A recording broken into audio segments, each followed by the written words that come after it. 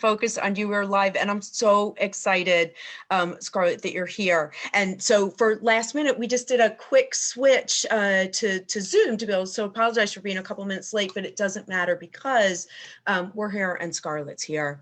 And Scarlett, it was just 8 years and actually 2 days ago that your worst nightmare happened when your 6-year-old son, Jesse, was murdered in the Sandy Hook Elementary School massacre. And your tragedy was literally the spark to being just completely fearless and thinking big and out of the box and founding the Jessie Lewis Choose Love movement, which I understand now it's been taught to more than 2 million adults and children. You're in 10,000 classrooms in 100 countries. And I've been known to always go to like the end of something. So if you don't mind, I'd love to start with that. I mean, that's really phenomenal to be so many places. And your goal was to have it be the best and to be free. So can we talk? Let's start there with, SEL, social emotional learning. It's so important. What's your curriculum and how, that's just the impact you're having is so huge. Tell me a little bit about the curriculum and then how you've gotten to such big reach. Yes, Deanna, thank you so much for having me once again. It's so wonderful to be here. Yeah. And you mentioned fearlessness. Mm-hmm. And that word really stuck out to me because you're right. My greatest nightmare happened that I didn't even know was a nightmare. And that's having your young child murdered in their classroom. And I was sitting on my mom's couch a couple days afterwards, and I had this feeling come over me. Obviously, I was devastated, but this other feeling came over me, and it was kind of a good feeling. It was a feeling that I'd never felt before, and I was like, what is that? What is that I'm feeling? It was fearlessness. Because I'd been through the worst of the worst. What else was there to fear? I didn't fear death.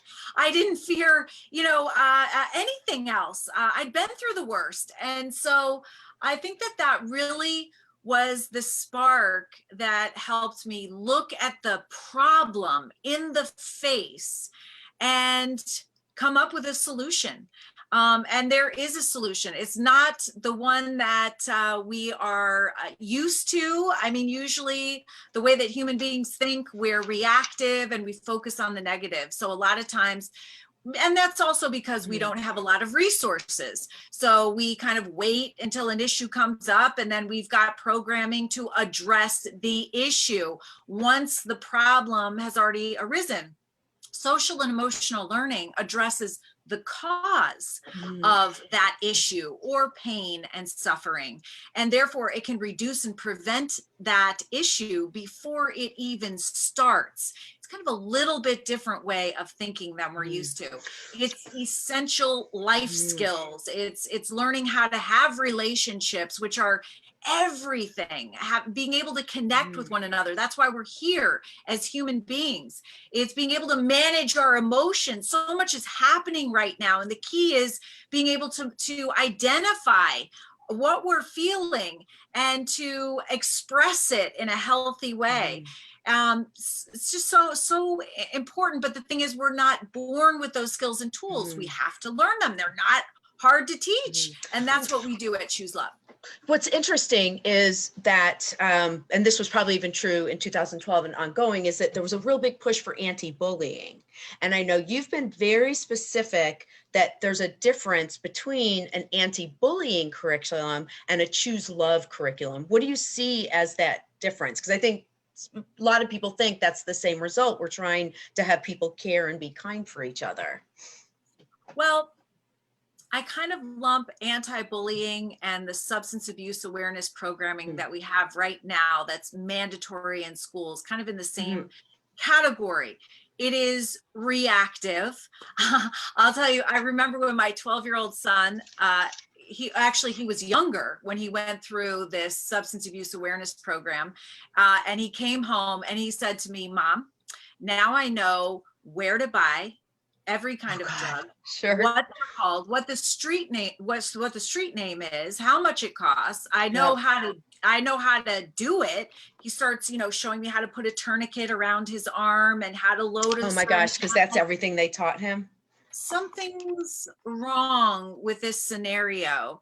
And, unfortunately, the substance abuse awareness programs are really not effective. And we know this through research. We know that, let's talk about the anti-bullying programs. Obviously everyone means well, but we continue to have school shootings, which I consider the ultimate form of bullying.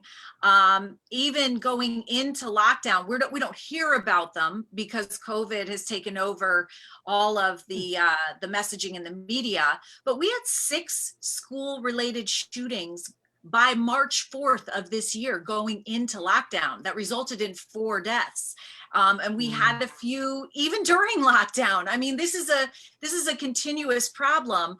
I consider it the ultimate bullying, but the anti-bullying programs, they may be effective here and there, and that's really based on who's teaching it and the connection that they have with the class. But in reality, social and emotional learning is the ultimate anti-bullying program because it addresses the cause of bullying, which is pain within the person. Hurt people. And in order to effectively stop that, you need to address the pain. And that's what social emotional learning does. When you talk about, because I think that the process that you went through makes a difference in terms of how your curriculum developed. So I just was finishing your book and there was so much going on. And then like on the last page, it says, and now it's been 6 months. And what it felt like, I guess there's this phrase, it's if you want to catch the bus, pray you'll catch the bus and then run like hell. And I kept thinking of that because of this conscientious process that you went through to actually lose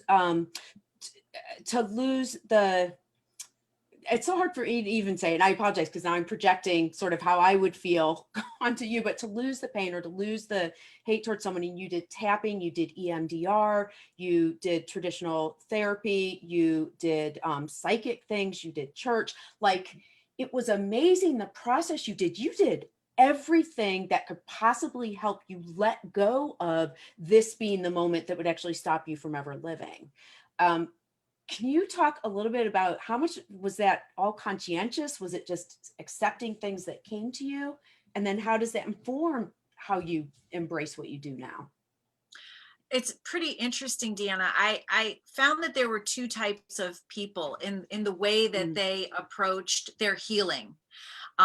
It was one kind of like me, that was open to everything and thinking that nothing's going to hurt me and everything might help. So I would try anything that was offered to me. And then there was another kind that was more fearful, thinking, well, what, even if it works for you, what if it doesn't work for me? And so not open to different modalities. And I do think that everything that I did was helpful in its own way. And I wanted to talk about what I did in that book for other people. But also not only what you did, and this seems to be something in terms of how your heart is open to the world, is you would do something, you would connect with the therapist, you would connect with the psychic, or you would read a book, and then you'd be at your next meeting and they would all be with you.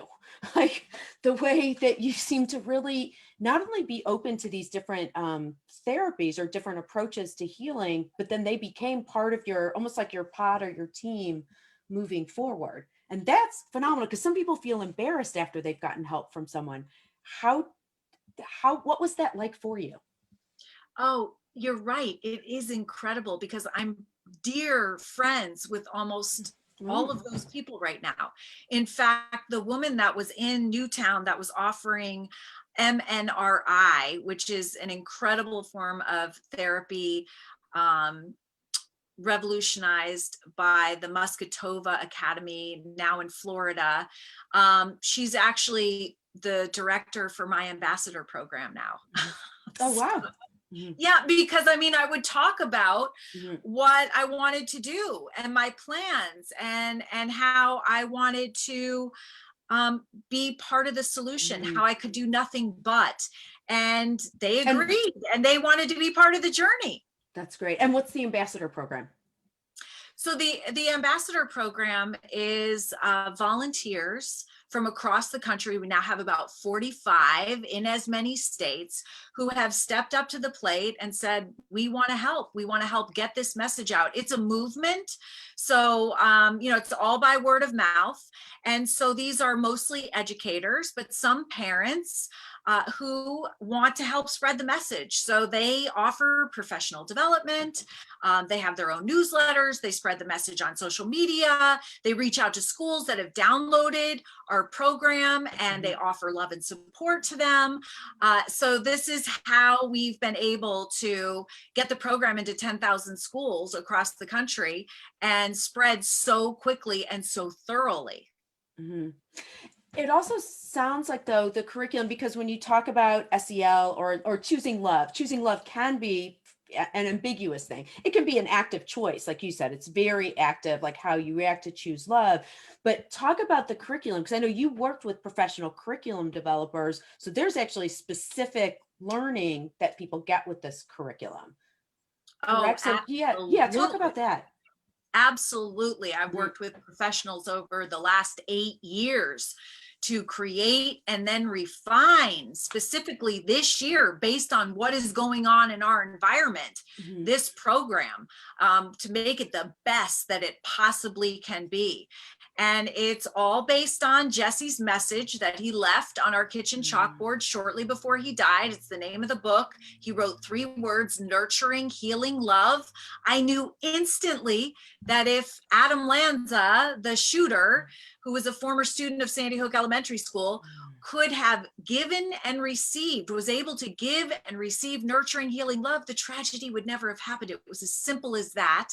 And then I had the good fortune of having all of these professionals gather around me and help me create what I believe is one of the best social and emotional learning programs out there.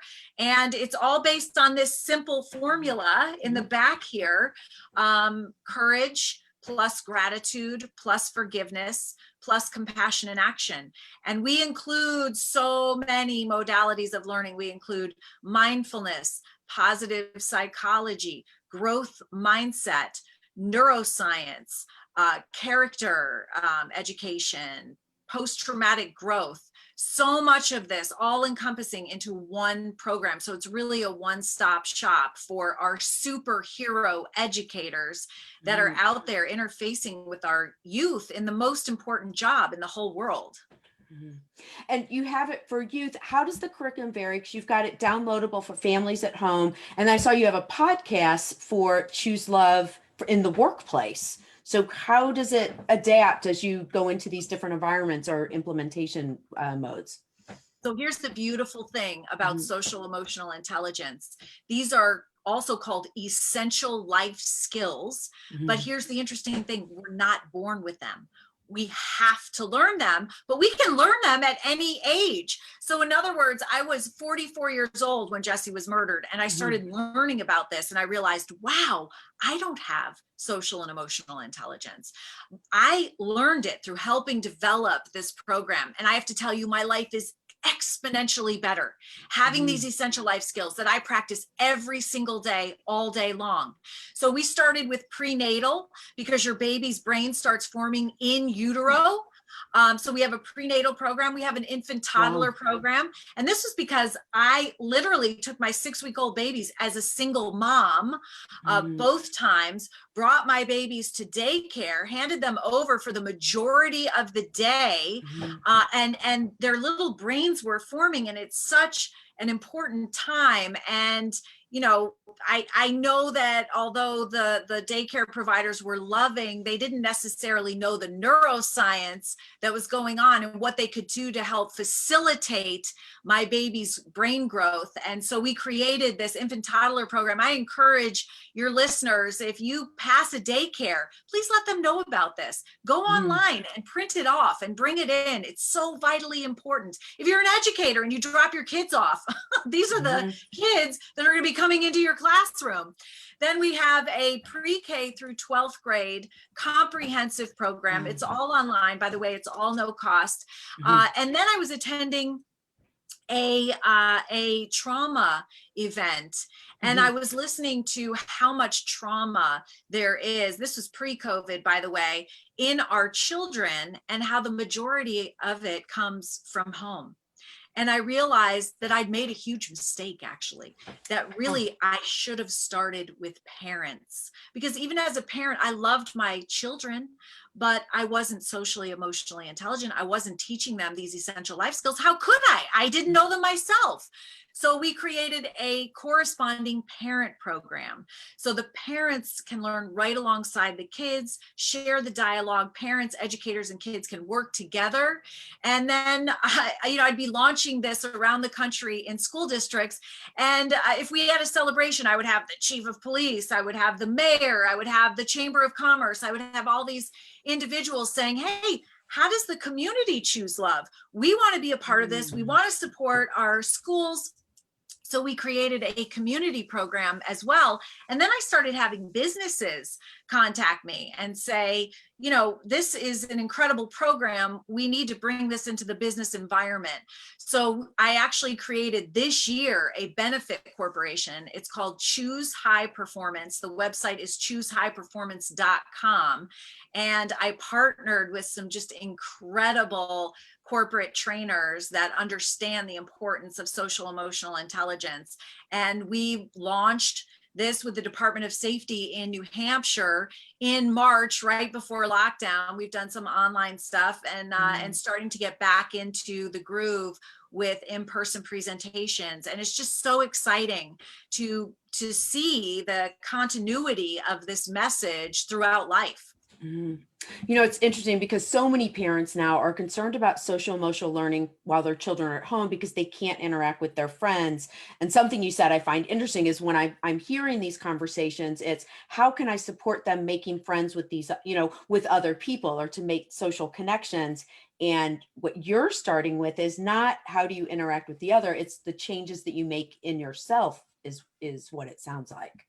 Absolutely. We start with the self. It's so vitally important that we love and accept and appreciate ourselves, because we need to do that before we can do that with other people. So we start the lessons start with the self, and that it extends into classrooms, schools, homes, communities, and now businesses. Well, and it sounds like your son JT also is reading the work that he did with connecting with survivors from Rwanda and how transformational that was for him. And that feels like a really strong component is how do you feel compassion for other people's experience? That's an incredible story, and it kind of shows the changes that we need to make in our school system, because no one reached out to JT after his little brother's murder, and he was home for about a month. We took him to counselors, and no one could connect with him. He was 12 years old. He just lost his brother. And we had these group of orphan genocide survivors from Rwanda that reached out to him via Skype. And of course, they had been 8 years old when they had lost their family members in front of them, just the most horrendous stories. They're now young adults, and they reached out to JT and they said, hey, JT, we know exactly what you're going through right now. We've been through this. We want you to know you're going to be okay, and you're going to feel joy again. I was standing behind him. I mean, these guys have credibility. And so they shared their stories with him. And afterwards, he was just so buoyed with the connection and the love that he felt from them, that he turned around and he started an organization to give back to them. And he raised money to send 2 of those orphan genocide survivors to university. He then, we made a connection with an organization in Uganda that helps former children soldiers. He raised money to build self-sustaining fish ponds, and then a poultry operation for these former children soldiers. And I mean, the lesson from that is that, you know, the counseling didn't really work for him, but what did work was compassion in action. It's our last character value. But stepping outside of your own pain and even suffering to help other people, that is so vital. We need to be aware of the benefits, not only to the people that we reach out to, but to ourselves. Science tells us all the nurturing, healing love, I say, that we give out comes back to us. And this has been such a healing influence on JT. What he did for others ended up healing himself. That emphasis, you've mentioned it a couple of times, the whole idea of science of the brain. I work with a woman who's a psychologist. She has a counseling and therapy practice, and we talk a lot about your fight, flight, or freeze, that we were programmed years ago to have one of those responses, and our brain really does have physical changes based on what happens in the environment, and there are evidence-based practices to change your brain. What I'm fascinated about is, so it sounds like you've done research on this. What does some of the research say about how this actually changes your brain to make you more, so it becomes permanent part of you in terms of these ways of being compassionate? Well, you know, that's how the Choose Love movement started. It literally started at Jesse's funeral, me talking about the power of our thoughts. That these are something that we can control in our lives. We can't control everything. We can't control other people, but we can control how we thoughtfully respond in every situation. We can control our thoughts. Every single thought that we have impacts us on a cellular level. So it leads us towards languishing or flourishing. Every thought that we have is wiring our brains towards love or towards fear.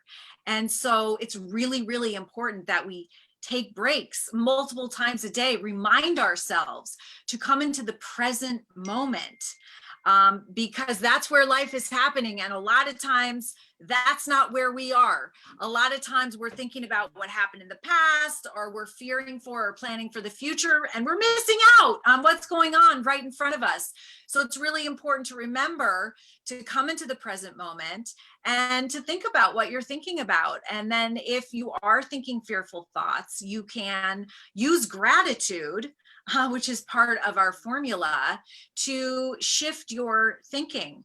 I mean, it's really important to embrace whatever you're thinking. If you're fearful, I mean, you don't want to shove it down, but when you're ready to shift away from negative, fearful, resentful, angry thoughts into more loving ones, you can use gratitude. There's always something to be grateful for, to shift your thinking patterns. And this has a lot to do with your brain health, because every single thought you think is impacting how your brain is wired. And that is the part that we can control.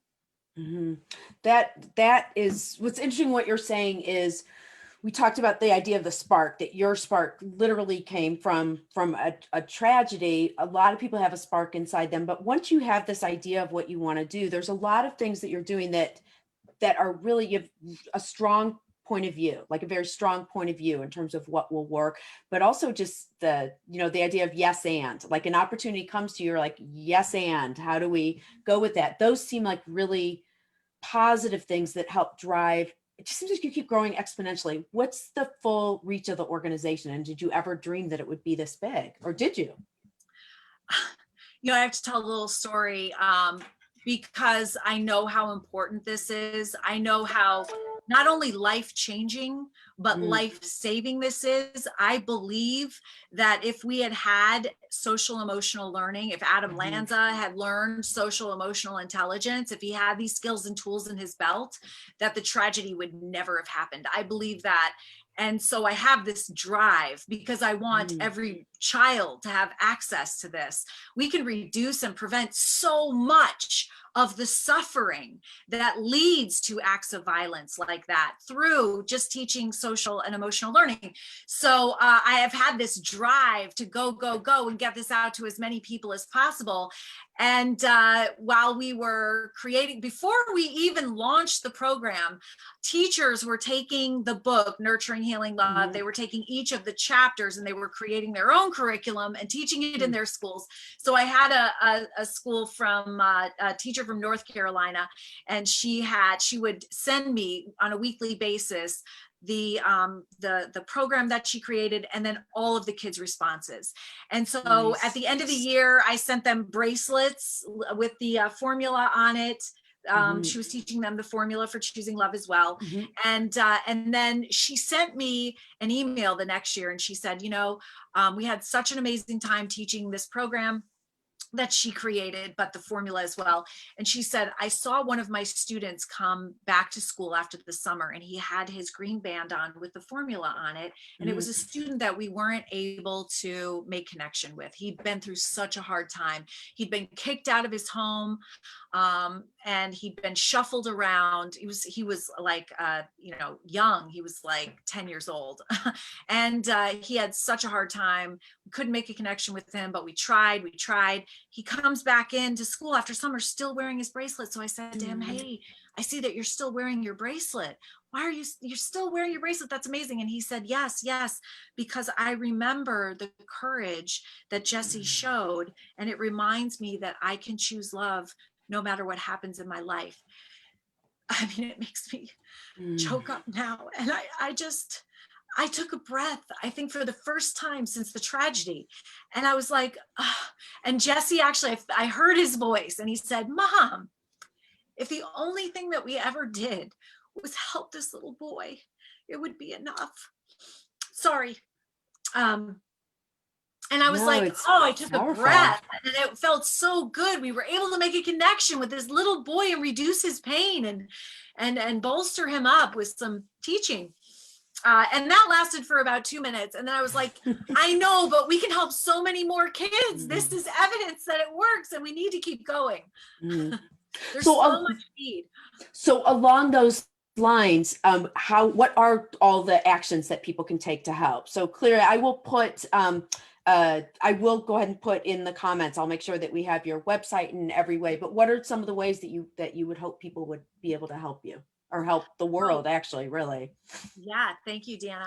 Well, it's a movement. It's been spread by word of mouth, which is still the I think most effective way to spread the message. So talk about it. If you know a teacher, reach out to them. Talk about it to everyone. Go online, familiarize yourself, share what we have on social media. Every single day we're posting just wonderful stuff. And we have newsletters. Sign up for our newsletter. We have a daily dose of love, which is like the favorite thing that we have. It's a daily newsletter that talks about how schools, homes, and communities are choosing love all across the world. We got so much great feedback that we thought that we would pay it forward and let everybody know what their efforts are resulting in. So sign up for the daily dose of love, forward it to your friends and family.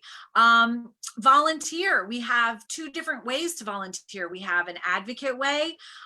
You can go online and read about becoming a Choose Love advocate, which is just offering to reach out to your local schools and share the message on social media. And we also have an ambassador program. So I talked about the ambassador program, and that includes training. And we meet, I think, twice a month to go over new initiatives that we're doing and answer questions.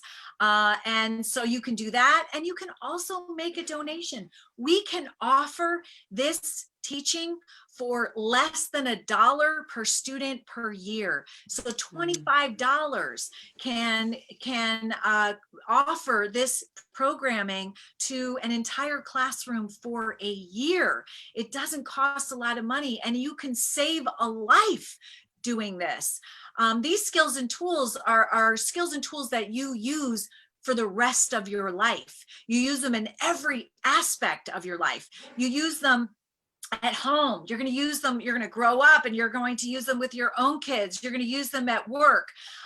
They're so vitally important. And so it's a lifelong gift. I've actually talked with kids. So we released this program 4 years ago. And I recently just got an email, and this is going to be in one of our daily dose of loves, that she had this class for a year with one of the teachers that actually helped create the program.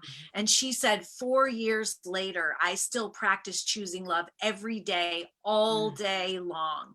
I mean, it is a life changer, and it makes your life better, and it is for everyone. It's a movement, and it really does make a difference. Mm-hmm. Well, it sounds like now the spark that continues to drive you every day is the potential of love in these stories.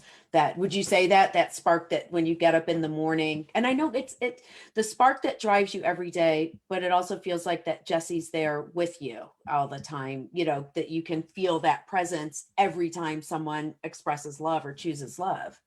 Oh, absolutely. I feel Jesse's presence. And I'll just go over the formula really quickly. Yeah, please. For the listeners. It starts with courage, because courage is the most important character value and the one that underlies all the rest. There are extraordinary acts of courage, yes, like Jesse's. Jesse is on the, I don't know if you know this, Deanna, he's actually now on the short list for the Medal of Freedom, the highest civilian honor. Wow. For saving 9 of his classmates' lives before losing his own on that day at 6 years old. So that's an extraordinary act of courage. Yeah. But I'm not necessarily talking about that type of courage. I'm talking about everyday courage, the courage that it takes to tell the truth, to do the right thing, to face our fear and to move through it. Science tells us that courage is like a muscle. We can actually practice it and strengthen it. And it's so vitally important to be aware of courage. It takes courage, by the way, to be in the present moment where life is happening. And then it takes courage. The second character value is gratitude. And this literally comes from Jesse's message of nurturing, healing, love. Nurturing means loving kindness and gratitude.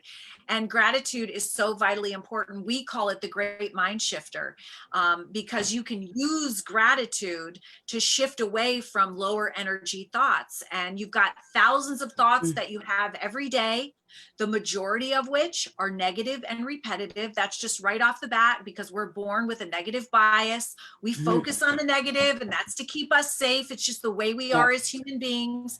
But as you're, going through your day, if you notice that you're kind of going down that negative path and you want to switch out of it, you can think of something that you're grateful for, because you can only focus on one thought at a time. And I find, sorry. Yeah. I was just going to say, sorry to cut you, but to add to the yes and with gratitude, I also find if I'm stuck figuring out what I want to work or telling myself, what you're doing is not good enough, what I actually find is if I stop and do something for somebody else, that just, it resets everything. Even if it's just to check on someone and see, or call your mom, something that's something for someone else. I find that also shifts in that idea of gratitude. I mean, that is neuroscience that backs that up. And that's compassion in action. So all of these are linear. So you practice courage first, then that enables you to have the courage to be present, to choose gratitude, even when things aren't going your way. And then that actually neuroscientifically strengthens you to consider forgiveness. Forgiveness is a really important subject.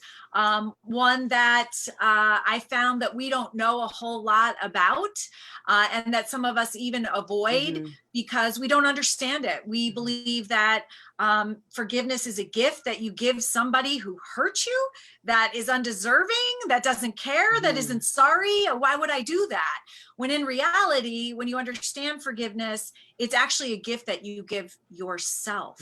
And it's the gift of freedom. Mhm. It is maybe, the only way that you can take your personal power back. Mhm. Forgiveness is so vitally important. And when we started teaching it to kids, Mhm. almost all the adults said that is way too lofty a topic for kids. They're not going to understand it. But here's the amazing thing. It's kids' favorite character value. That was something I never anticipated. Kids love forgiveness. You know why? Because they say, and this is in their own words, forgiveness is a superpower. It feels so good to let it go. When they learn about it, they do it, and it's their most practiced character value. It's really absolutely incredible. It's us adults that really need to know more about it. Mhm. And then that strengthens us to be able, as you said, to step outside of our everyday lives, our busyness, our distraction, even our own pain and suffering, to help other people. Mhm. This is so important during COVID as well. It's so important that we practice compassion in action, stepping outside ourselves. Yes, it takes courage to be there for other people. But here's the amazing thing.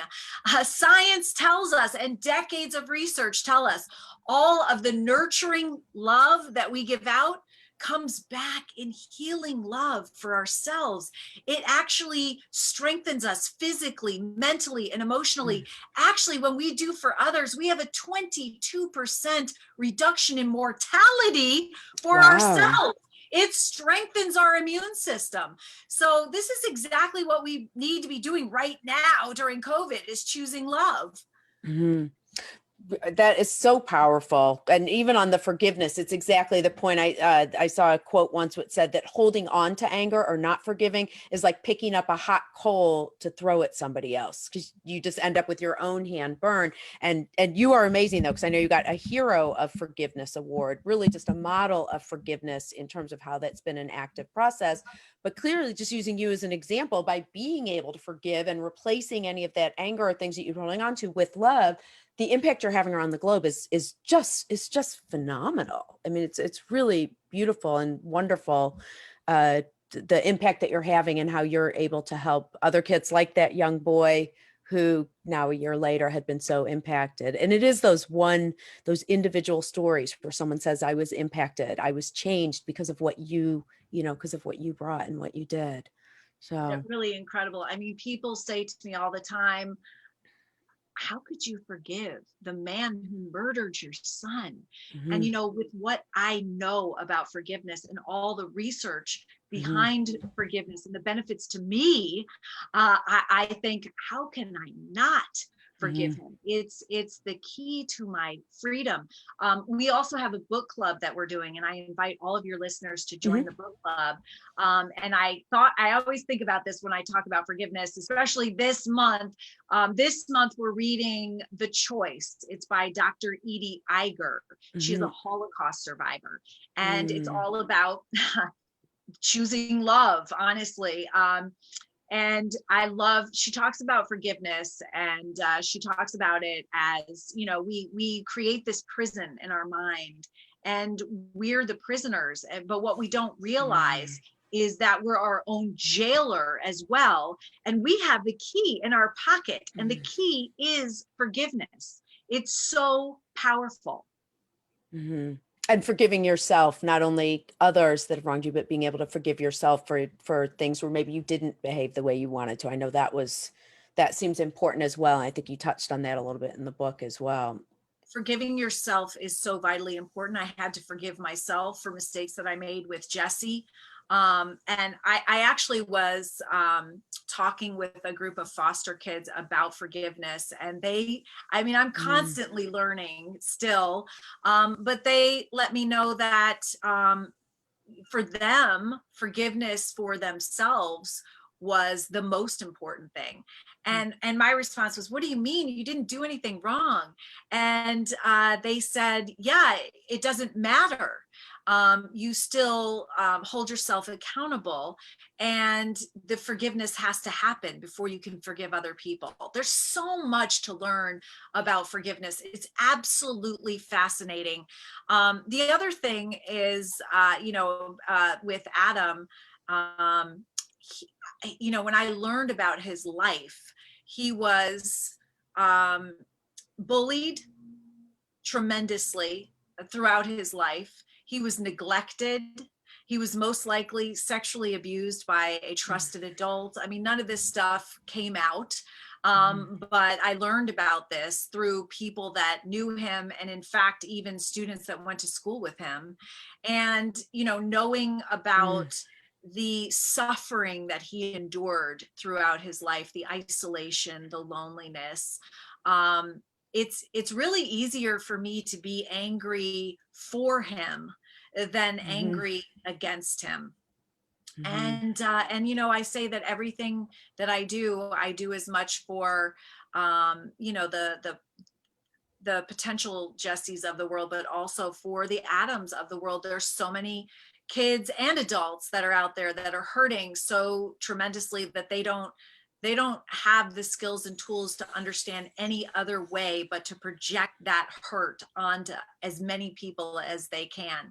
And the fact of the matter is, we can go in and reduce and prevent that suffering before it starts, but even during the suffering with the Choose Love programming. Well, Scarlett, thank you so much for being here today and to talking about it. And again, we'll make sure that all the links are in the comments so that people can connect, because clearly it's so powerful. And ending with that story in terms of being angry for, now it's my turn to get choked up, that idea of being angry for Adam as well, but I can feel it. And knowing that then that this is a way to try to stop that or address that before things even happen is really so powerful. So thank you so much for being here and for sharing everything, and just the amazing power of all that you're doing. Oh, thank you so much for hosting. Thanks for helping me get the message out. My pleasure. Thanks so much, Scarlett. Thank you. Sure. Bye-bye. Bye.